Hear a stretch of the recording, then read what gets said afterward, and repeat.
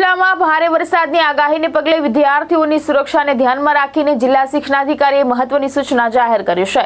જ્યાં પાણી ભરાવા અથવા રસ્તા બંધ થવાની સ્થિતિ સર્જાય ત્યાં સ્થાનિક સ્તરે નિર્ણય લઈ શાળાઓમાં રજા જાહેર કરવા જણાવ્યું છે।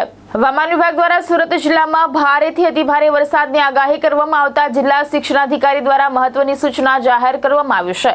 નગરપાલિકા તેમજ ગ્રામ્ય વિસ્તારની પ્રાથમિક, માધ્યમિક અને ઉચ્ચતર માધ્યમિક શાળાઓના વિદ્યાર્થીઓની સુરક્ષાને ધ્યાનમાં રાખીને જરૂરી નિર્ણય લેવા જણાવાયું છે।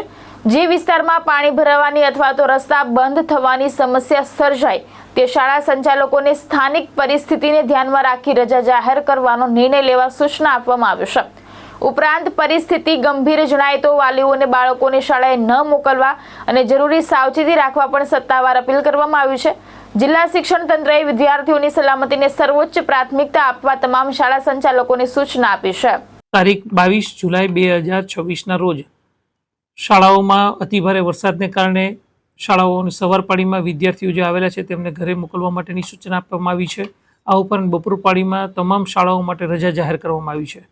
વિદ્યાર્થીઓની સ્થાનિક પરિસ્થિતિને ધ્યાનમાં રાખી નિર્ણય લેવાનો હોય છે, પરંતુ ભારે વરસાદને કારણે અને હવામાન વિભાગની આગાહીના કારણે બપોર પાળીમાં વિદ્યાર્થીઓ માટે રજા જાહેર કરવામાં આવી છે। આ ઉપરાંત શાળાના તમામ આચાર્યોને એડવાન્સમાં સૂચના આપવામાં આવેલી છે કે સ્થાનિક પરિસ્થિતિને ધ્યાનમાં રાખી શાળામાં વિદ્યાર્થીઓને રજા રાખવી કે ન રાખવી તેનો નિર્ણય શાળા કક્ષાએ કરવો, કારણ કે શાળાની પરિસરની આસપાસ પાણી ભરાતું હોય, વિદ્યાર્થીઓ ક્યાંથી આવે છે તે શાળાને આધારે નક્કી થઈ શકતું હોય। વિદ્યાર્થીઓ માટે સ્થાનિક કક્ષાએ શાળાના આચાર્યો નિર્ણય કરે તે યોગ્ય રહેશે, પરંતુ આજ રોજ બપોર પાળીમાં શાળા બાદ રજા જાહેર કરવામાં આવી છે।